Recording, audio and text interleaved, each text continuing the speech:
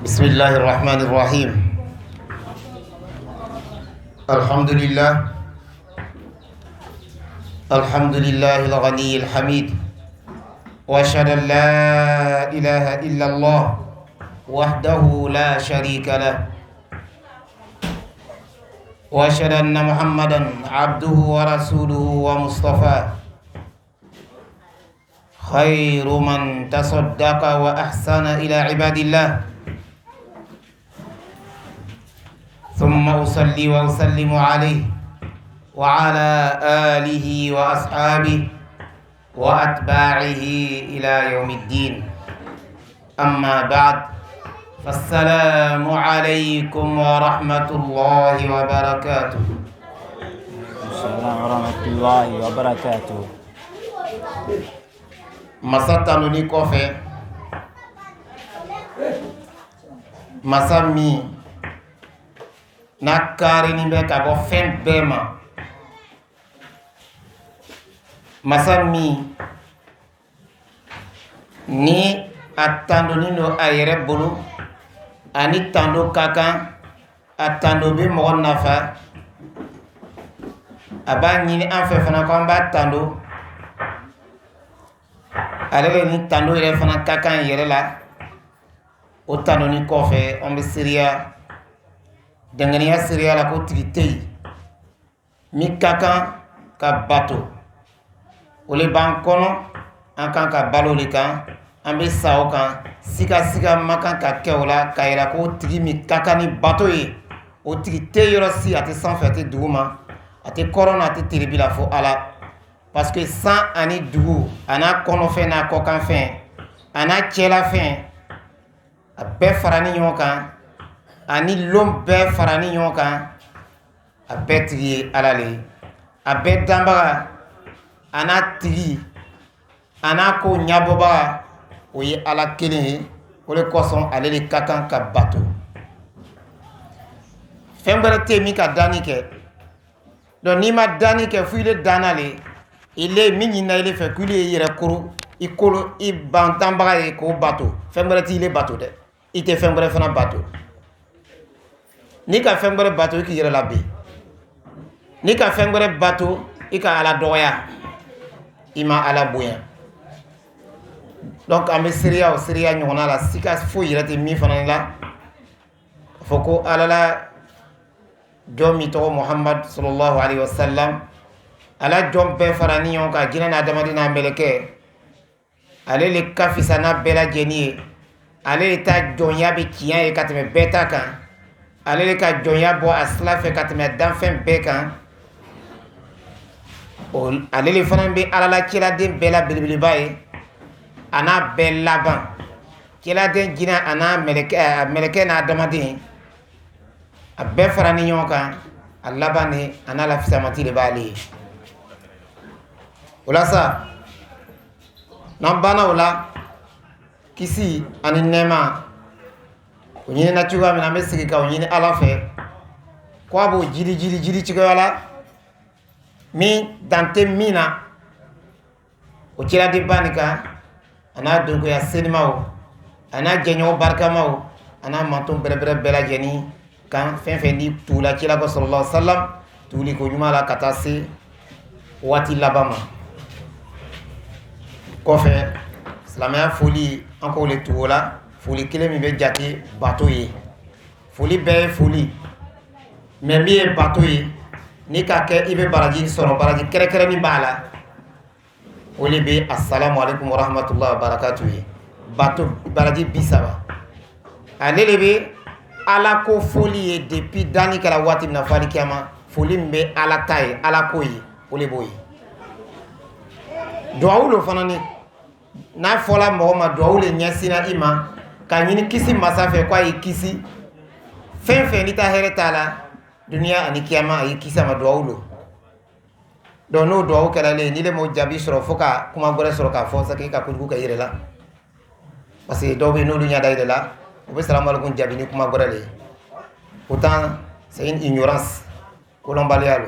A t'i ka duwawu le kɛ i le ye, i le ka a kɛ ko gɛrɛ ye. N'an bɔra yen, an bɛna min tugu o la sisan o ye an nana ko min kama min ye ka ɲɔgɔn baro ka sɔrɔ ka duwawu kɛ ɲɔgɔn saraka koɲa la ɲɔgɔnna jɛ min kɛla ni laɲini min b'a la ka ɲɔgɔn baro ɲɔgɔnya ala ko la ka ɲɔgɔn nafa sani saraka don cɛ ka duwawu kɛ sinon saraka bɔ ni ka bɔ i ma besoin n'a k'i da yɛrɛ mɔgɔ yɛrɛ tɛ ko sɔrɔ ya saraka bɔ la yɛrɛ parce que dɔ bɛ yen peut-être saraka bɔ lɔgɔ b'a la a bɛ k'a ɲɛna ko ni ma mɔgɔ wele ka na caméra ninnu fɛn ninnu bila ko tɛ se ka saraka bɔ nin bɛ de jama kana sigi ka baro gansan kɛ ka jurumu ɲini ka d'o yɛrɛ ma parce que n'i ka mɔgɔ bila o yɛrɛ kan o yɛrɛ ma o bɛ jurumu de cɛ siga yɛrɛ t'o la ɲɔgɔn kɔrɔfɔ ani ɲɔgɔn mako sa o de bɛ bɔ a kɔnɔ parce que sitana yɛrɛ laɲini b'olu ye donc k'o bɔ yen ka baraji sɔrɔ ka tɔnɔ sɔrɔ sigi la ala ko kuma ninnu bɛ don la o de la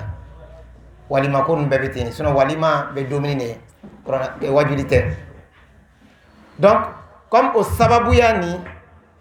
fara ɲɔgɔn kan ni lɛri napuka bɛ se ka ala ko fɔ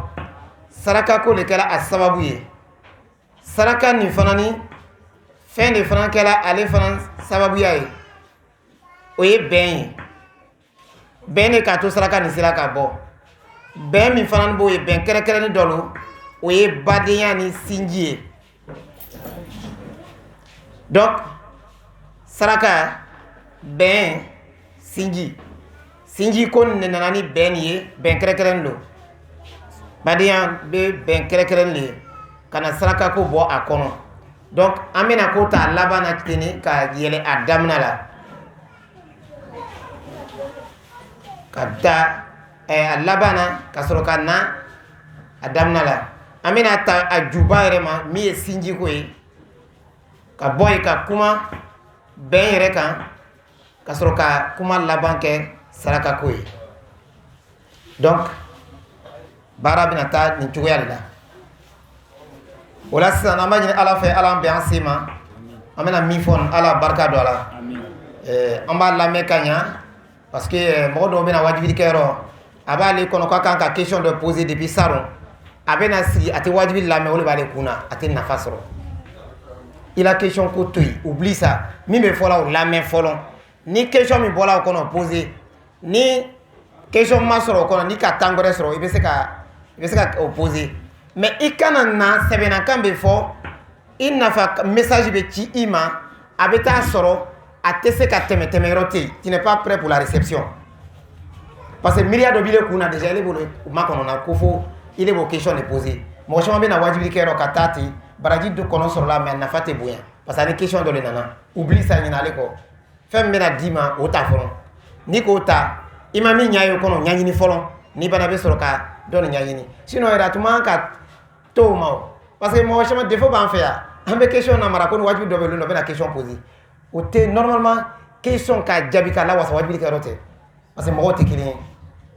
lɔnnikɛbaaw sariya min bɛ question jaabi la kuma bɛɛ tɛ fɔ yɔrɔ bɛɛ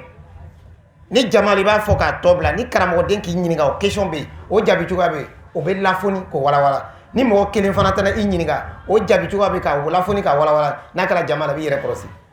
parce que mɔgɔ bɛɛ tɛ kuma mɛnna cogoya kelen na dɔ bɛ kuma mɛnna yɛrɛ miiriya le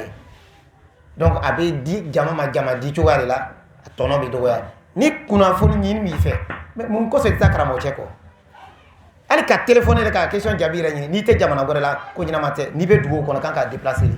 i bɛ déplacer ka taa dɔɔni ɲini kana ɲininka kɛ téléphone na parce que i b'a ɲɛfɔ karamɔgɔ cɛ ɲɛna cogoya min na a b'a jaabi ten de après i bɛna ta ka taa tɔgɔ tiɲɛ dɔw bɛna ta ka tɔgɔ tiɲɛ dɛ k'a sɔrɔ i ka détail min d'olu ma i m'o d'ale ma donc ninnu bɛ introduction de kuma ɲɛbila lo sani an bɛ don kuma kɔnɔ pour que an bɛ a lɔn n'i taara wajibilikɛla yɔrɔ yɔrɔ yan bɛ yan tɛ o i bɛ wajibi i bɛ concentrer wajibili kan k'a lamɛn fɔlɔ n'a banna i ma min comprendre wajibili o kɔnɔ i b'o ɲɛɲini n'o de banna sisan ni ye bonus min tola yen fɛn min b'i fɛ i bɛ se k'o question poser an b'a di silamɛw an ko sinji de bɛ ani badenya de bɛ ko nin yɛrɛ juba ye ko yɛrɛ wolola yen de o sinji nin ani badenya nin kuranna complet fara ni ɲɔgɔn kan ani kira kumakan sahani bɛɛ fara ni ɲɔgɔn kan n'i ko bɛɛ fara ɲɔgɔn kan o bɛɛ fara ni ɲɔgɔn kan o bɛ ko belebeleba fila le ɲini fo ko belebeleba fila le yira an na sinji ko la kuranna yɛrɛ bɛɛ fara ni ɲɔgɔn kan a kumana sinji kan yɔrɔ yɔrɔ ani kira kuma na sallallahu sinji kan yoro ani corona yɛrɛ laɲini ani kira yɛrɛ sallallahu laɲini ni ka bɛɛ fara ɲɔgɔn kan a bɛ fɛn belebeleba fila de yira an na o fɛn fɔlɔ o ye sinji tugu yɛrɛ o ta o ko bonya sinji tugu place ala fɛ a baraji ta bonya k'a ko fɔ k'a bonya k'a lawasa ka mɔgɔ laso a ma k'a yira a nafa ka bon ala kelen pe de k'a nafa jate jɔn lɔ kuranna b'o le yira hadisa b'o le yira ka mɔgɔ lasu cogoya la a b'a fanga ban sinji tugu la cogoya min na a se ko bɛɛ lajɛlen ka ko fɔ k'a labonya k'a lawasa a filanan sinji tigɛ k'o fɔ k'o cɛjuguya k'a danger yira kɔlɔlɔ min b'a la k'o yira globalement k'a yira ko a man ɲi adamaden ma a la ɲɛnamaya la a man ɲi a ma a la duniya a man ɲi a ma kiyama kuranna complet hadisa fɛn fɛn nana a sahani bɛɛ kuranna aya min nana a bɛɛ ye tourner la yɔrɔ fila de la ka yira ko sinji problème a tugu ala bato belebeleba a tigɛ fana bɛ jurumu belebeleba ko fila de nana kuranna ni hadisa la wala sisan sinji tugu yɛrɛ ka mɔgɔ lasu a ma ka a nafaw yira ka a bonya yira a bɛ komi ɲa i ma ɲɛnamaya yɛrɛ kɔnɔ ya sani kiyama cɛ k'o yira a bɛ komi ɲa i ma i la alako la k'o yira a bɛ komi ɲa i ma i la duniya activité ni koɲaw la k'o yira i kelen ta fan fɛ ani i ni jama farani ɲɔgɔn kan o fan fɛ o koɲa la kuranna ayaw nana kana yira a dɔ ye min ye wa ulul arhami ba'duhum awla bi ba'd suratu anfal labana ko si ɲɔgɔnmaw le ka kan ni ɲɔgɔn ye même n'a fɔla kɛ le koɲa la mais a b'a yira k'olu le ka kan ni ɲɔgɔn ye olu le kan ka ɲɔgɔn dɛmɛ olu le kan ka ɲɔgɔn minɛ olu le kan ka diya ɲɔgɔn ye bɛɛ kan ka kɛ mais bolofa kelen b'olu ta kan furusiri aya la fana ni ka yira ko an ye siran ala ɲɛ wal arhama wattaqullaha alladhi tasaluna bihi wal arhama ka siran ala ɲɛ an bɛ ɲɔgɔn dalila ni ala min ye kama ka siran sinji tigɛ ɲɛ ka lɔn ko sinji problème ka gɛlɛn ka siran k'a minɛ ka ɲa k'a kɔnɔgɛn ka ɲa parce que a y'a laban ni rakib le k'a kɔrɔsi ka ɲa ka sinji kɔrɔsi ka i fanga ban la i seko la i tɛ se min na ala t'i minɛ o ma ka lɔn ko ko lo ala yɛrɛ le k'a bila parce que mɔgɔ t'i facɛ choisi i t'i bamuso choisi i t'i badenmaw choisi i t'i i fa badenmaw fana choisi i b'i yɛrɛ yila ninnu ko ninnu kɔnɔ le hali i den i t'a choisi ala ta ko ladinen don i bɛ se k'i teri choisi i b'i muso choisi i b'i baarakɛɲɔgɔn choisi mais i tɛ se ka i bɔla min bɔla i la wala min bɔla i la i tɛ se k'o choisi donc ala la ko ladinen don o de kosɔn ni k'a touché ni kɔni sera ko tɔgɔ ma i ka ko ba sɔrɔ donc fo an b'o yɔrɔ ninnu kɔlɔsi je vais mettre carton là et puis du vin ici carton là donc fan bɛ an hakili bila o yɔrɔ ninnu na k'a lɔn ko ala ka an nasɔn ma k'a ko fɔ k'a gbɛlɛya cɛla san sallallahu alaihi wasallam alisa sahaniw ka siya min nana mɔgɔ lasu sinji tugu ma mais an bɛ na dama dama de ta parce que laɲini min b'an na pour que le message passe a bɛ lɔn ko sinji tɛ tulonkɛ fɛn a nana Bukhari la hadisa sahani bɛ cɛla ko sallallahu alaihi wasallam ko ni mɔgɔ min b'a fɛ ile kɔni b'a fɛ barika de don i harijigɛ la k'i harijigɛ foni ka barika don i la ɲɛnamaya la k'a kɛ i bɛ se ka ko kɛ i ta ɲɛnamaya kɔnɔ mɔgɔ min si jɛnyana i ta ye o tɛ se k'a ɲɔgɔn kɛ k'a kɛ a bɛ kɛ komi si jɛnyana le ka barika don i la ɲɛnamaya la ka don i la waati la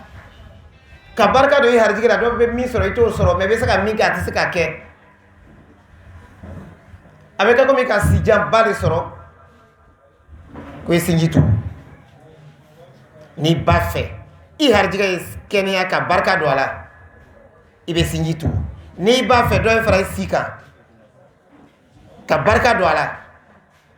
i bɛ se ka min mɔgɔ min m'i ta si ɲɔgɔn sɔrɔ o tɛ se k'i ta kɛ min fana ni k'i ta ɲɔgɔn sɔrɔ o tɛ se k'a kɛ min yɛrɛ ta jɛnyana n'i ta ye i bɛ min kɛ o tɛ se k'a kɛ ko i sinji tugu a nana yira Bukhari la hadisa gbɛrɛ la a ko sinji tugu masratun lil mal a bɛ wari bugu a bɛ barika don wari la k'a bugu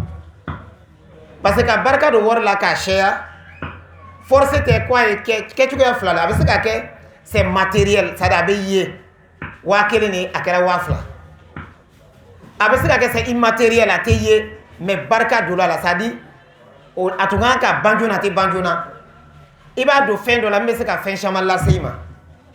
parce que f'an b'olu ɲa ye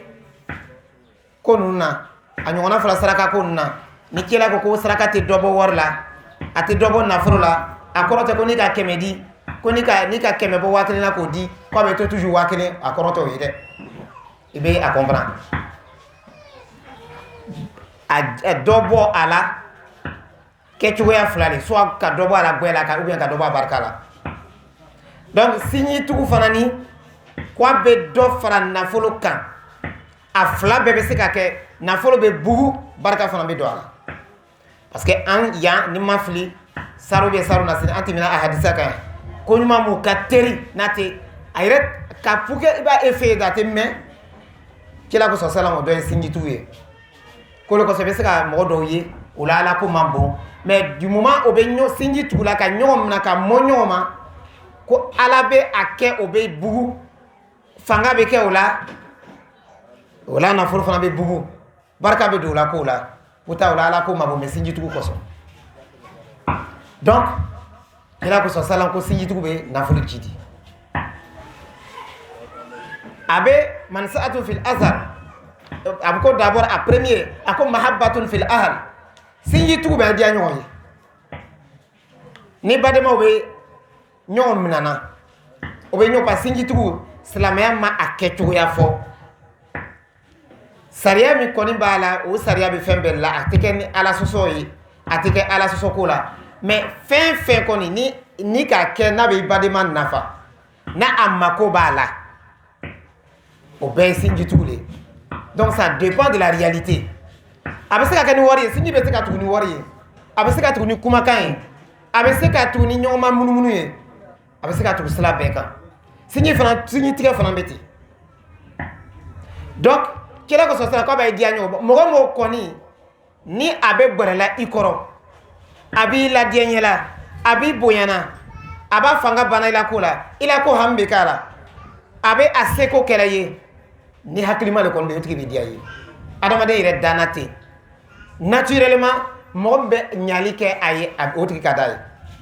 hali bigan yɛrɛ min bɛ ɲali k'a ye o ka d'a ye kuma tɛ adamaden ma n'adamaden kɔni ni hɔrɔn de kɔni b'a tigi ye hakilima de kɔni b'a tigi ye a tɛ a ladiyabaga tɔɔrɔ kana tɛmɛ fɛn nin kɛ fɔ o bɛ enregistrement la quoi donc fo an b'o lɔn de sinji tugu bɛ sinji ɲɔgɔnmaw diya ɲɔgɔn ye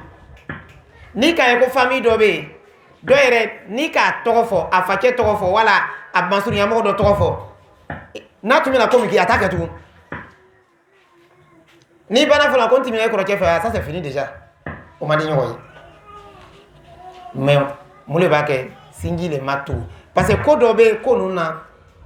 c'est à dire fɛn bɛ yɛlɛma ɲajugu kan de i ni mɔgɔ ka di degré min na n'a ye goyara juguya bɛ kɛra ten donc de nature mɔgɔ min aw bɔra kɔnɔ kelen na a kan ka diya ɲɔgɔn ye donc n'a wolokila ɲajugu ka tana bɛ kɛ ɲɔgɔn ye donc ko sinji tugu bɛ sinji ɲɔgɔnmaw diya ɲɔgɔn ye kɛlɛ ko hadisa dɔ wɛrɛ la sani bɛ continuer yɔrɔ la sisan hadisa kelen nin yɛrɛ de ta'allamu min al-ansab ma tasiluna bi arhamakum kwanye sinji lambe kwanye anyanyini anye fenyanyini sinji la ambe se ka tuguni mi e korobe di e kan ki ila mo lo ni na mo do le beni mfache la do mo do le beni mbe no che do le beni o ta den do le beni ça dit be relation mi ni be se ka sinji tuguni ki o nyanyini ko lo o te se ka kenini masuru nyamo lo foka nyon nyira nyon ale iba yira idena neta mo karsa le beni ole ba to abe atrimna na ko mara be ke sinji tugulai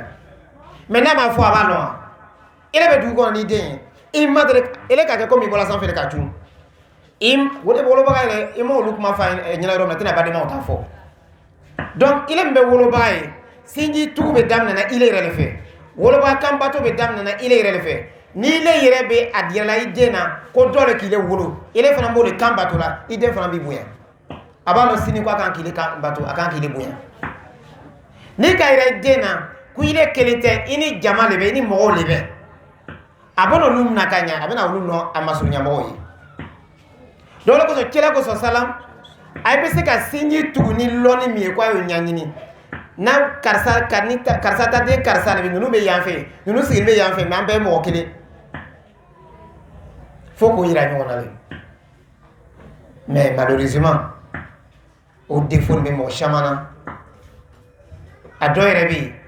ni kien ni problème tuna ka wati mina be so ka fa de ni na ko do be yanfe ko na mo do le ayo wole kasura fo wati tunto l'homme il est social de nature akelente fouillé ankelate ala bolo le puka me nyogon lo ambe se ka nyogon deme dona parce que ni ka jama blaka bara karfa jama kurbala bara oteke mais ni ka bara tala ka jama tala ka bara tala alu yeni ke bara to be nyabo ala ka enquête ni puka ambe se ka sinju tu ka nyogon deme mais sinji loni mi ba to ibe sinji tiga o ma fo de inyambe karsam na fe samo frère me mo nyina mate kala to ko fo ide ina ani mi ba to be waso mo la anu be nine arete fuinya sane bi disi bo ko anu be nine ile be dumani man batto abihi amalu lam yusri bi nasabu ni mo na baraki blare la illa beti se kila teria kila ko sallam ni la baraki labbi illa beti se kila wuli il valeur be se ka minke toi même ta capacité ton utilité il place il be kominya olo lambe ntew ni sare lambe tunna sona bebe yella kata laban fa adama law lambe ko olu be fleiro mina o ko no bele lambe te manoko ko mina ibo le fle mais lambe ko keka ile lo yere buyani nun korota la mogoma oti nafa shetana ko leke ala ko be ala tuka bonya fa ka be bo abolo aka yere bonya ala ka non seulement tuka sur ala la ka mabo ka konoro che duya ka tema ko kan roka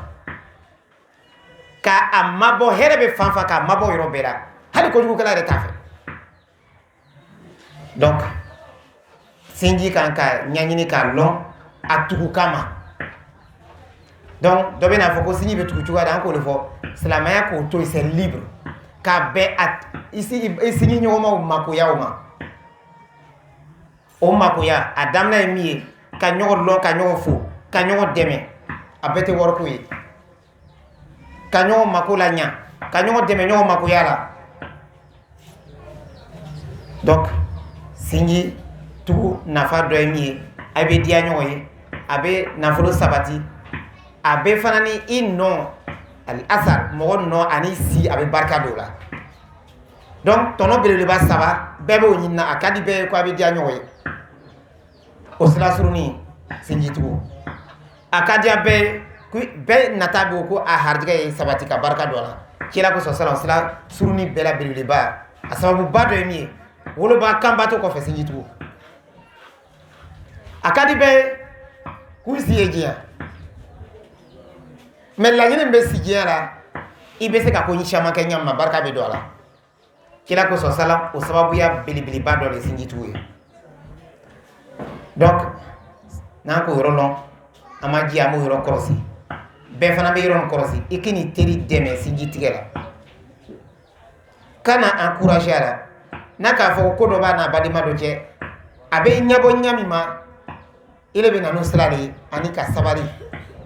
muso fana beti kana mo pousser ka o fara nyona de kana ke iman na o kama muso ta bara man ka ke o yi parce que na dam na ate ban amina conséquence sigi tige ko mi bala kololo mi bala amina doli la san kuma voli flana boli kololo mi bala fa kabo ala ko qur'ana kono fa hal asaytum in tawallaytum tufsidu fil ardi wa tuqatti'u arhamakum ulaika la'anahumullah ko parce que ni ki kodo ala ko bolo fe be nyase shetana le make ni ki kodo ko make bolo be ko dugule ke do o ko dugu ni san ko abina ke tiani kala du ko kan aka tiani do kere kere akono min be tono be min kololo be damna atigi yere la kaban tous ces associés o be do sura la sinji tige ako ulaik o tiani kala nunu ane o sinji tige la nunu ulaik o mogolu ulaik la'anahumullah donc ke ba ko bayira sinji tige kololo premier ala la danga bi ke atkika ko din tawide ifa ceta danga toyi ibamso ta danga toyi kramo ceta dan ko ala yere ta danga direct ka wala fait ça te frappe bon ni ala do ko ala danga ni cela ko ala la danga ni lol ka ko ala la danga dogre tede ala ta here ni nema be soro yoro ala la hina be yoro ki le mabo bela ima ko be nyawa shetanata sadi ini shetana jela nyon fe ko dola pa shetana fana gbena ala bul ka danga ala bul ala ko fa ina alika la'nati ani fa ina alika la'nata ila yawmiddin ko danga le bi kan ki mabo neta hina be yoro sa ile te kala tuni donc ini shetana jena nyona o yoro la si tige abi danga la si adama dema danga de be mo mina ya law no ka koke barka be do ko la parce que il n'a pas l'assistance d'Allah ala la deme tay naye ala la hinate naye ala la bensema te naye ni le baraka nyolo fanani ile ya bara beta nyefe wa na be do kero do abese ka hina be se ka jigoro la wa parce que ale be fene mi me ala la hina balika jigina le be yoro mina c'est comme paratonnerre bona le be do kero la be se ka jabiwa t'as vu donc ni ka taka baraka naye ila bara beta kofe ni ka furu kama dembarka ma konte soro yoro la tuni ni tala furu fanani be senekel la samba na weni tono konte soro yi donc danga le bali ko ala ire ta danga parce que mon goson aka ala la fin de le toucher a tout manque me toucher parce que la ko de so sala ça ça la ko ala ko signi ko yala faman wasala wasaltu waman wasala wasaltu ni mon ka signi tout mi tout nala do ki tout ko ala bila ko ni nyabo waman qata'aha qata'tu ni mon ka signi tige matri tige de matri la ko tiandu donc dangani o balika to killing fa sammahum olu mo le fanani ala ko lu nyafien ko tolo gbere ya mi ko be gbela tolo gbere ya nte ka kuma meno te kuma mannafa lalilika te do atulula annafa kuma o te do ato me ate baraka no la sele matachi amasima femi ba nafa ni ko ire la hakli tota parce que amado pourquoi parce qu'il y a la malédiction d'Allah sur lui parce que Allah danga baka ala danga ni be do a hakli ni kuma menche ko nyaiche do ibe se kay warka shabulo me barakata la kunna wati be problème do le balika afana te se ka ko kem me mo nafa la le kan fana ta nafa ko jugu dam na to yi imay olo ko so ko kila sallam aya sahaba wala nya fiyon tubala mo su ya chama tubala mais alama tolo gberin kala pourquoi tolo ko problème mina parce que tolo ko problème toroya ana balawu na fitina a kololo ka bon adamade na nyina maya dina alako la katemala nyina maya ka parce que ika iba fola ko alako nike kana nike ka menike anna ko masala ka mo bogo na ma ya fola ko ya to ya be se ka to ya abu dala ko do be kumale ake kana ke ayele do ta mena donc déjà c'est comme il a alako la déjà il a miru be la rola wala ko sahaba ma ke tolo gone abena kila kalkan ma kana kali tuwadi parce que mission do lo tubo lu bolo ka kila yeso salam ka long ka la nyina ma la kali ale do ta mena bala kali tuwadi donc tolo gori makala lon ke ba mu fanani dunia tariku la dina slaka lon ke ba tolo gori ma kay abena me tuwadi ani ala mo ba mu timina ka foko ala mo ba le bin asahani me re ko ala mo ba le tout le problème qui masa parce que il peut pas évoluer parce que comment les do fra demander la lonika ni do fra la lonika hakili be daire ni hakili daire la dusukumbe sabati abe ko apprécier ou bien ka banla ka so abe baraka ka ben olema en fait de quand ko il n'est pas alimenté que so comment il fait balé adamade be comment me depuis abam so kon ni den cela ni nibla la droit avec comment me depuis abam so kon na fanan sala na bla la kabru kono fin premier be contacter tan dunia e o le ba tolé mo te boy dro mo laban abolu singame mo singame do ba rapport tolo comment te fin deni de salam ya ire ka do ka bon ajuba e kuma le kanyina ma ire nya ka kian kuma lo donc ala ko ale ko lu tolo gure lu te kuma na fama lu ta metu igay ama ba de wa ama abu sora ko nya fanan fiya akoroto ko ni danga bala pati yeli kala de do bena foko me ala ka foko me karsa be yeli kala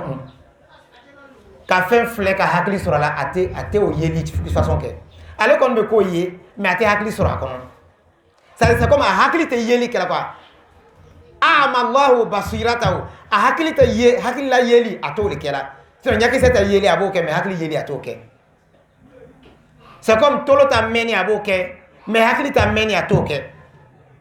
kuma korole boy ikay parce que encore dunia nyata yeli toroya ka bo nyina maya kunyala atiki tse kata yoro shama ate ko shama ye mais ala nyina maya ko be se kata nyefe onu lon ke ba num pe hali sini adoy be doy fana bina bo ala ko la dunia ko la awa adi ala mo fana kelay parce que hakili be mais nyala te yeli kala dron donc atiki nisan sini tigela ala yere ko ale ala ka condamné ale ala la hina adamade do besoin be ala la hina la ali kafri pour que abese ka nyina ma yake ala ko ale ka hina mimbe amakonya ale ala ka privé ola kama ko sala datu ama la lilika bere mi ma nafa to me a hagli to me ka ko ye ka hagli soro ala a hagli to ye akon be fen nieti ko jugu be dai to ka nyasi na ko jugu be teme la ko singi tigal boke donc en bas là ça c'est un message pour tout le monde mon croba dem c'est bé singi nyoma le be law même mo kelema bam so ibam so ngo masulu ya mo do le bala ulu yi singi nyoma wi e fatie abola do law même ni denkele ne ko la fana fatie me denkele akala toto mo do e bola ulu le be singi nyoma ni ate ko mi fatie den drone mon fil à mesure qui veut souligner là a que fanga ka boni joro jan mo tay ودع إلى سبيل ربك بالحكمة والموعظة الحسنة وجادلهم بالتي هي أحسن. Par la sagesse et la bonne exhortation, appelle les gens au sentier de ton Seigneur et discute avec eux de la meilleure façon. ثم إن قوله تعالى ادع إلى سبيل ربك بالحكمة والموعظة الحسنة وجادلهم بالتي هي أحسن، هذا يبين لنا منهج الدعوة كما بين لنا منهج الجهاد وكيف يكون الجهاد ومن الذي يجاهد، بين لنا منهج الدعوة. ادع إلى سبيل ربك بالحكمة، والحكمة أولا العلم هو الحكمة والفقه،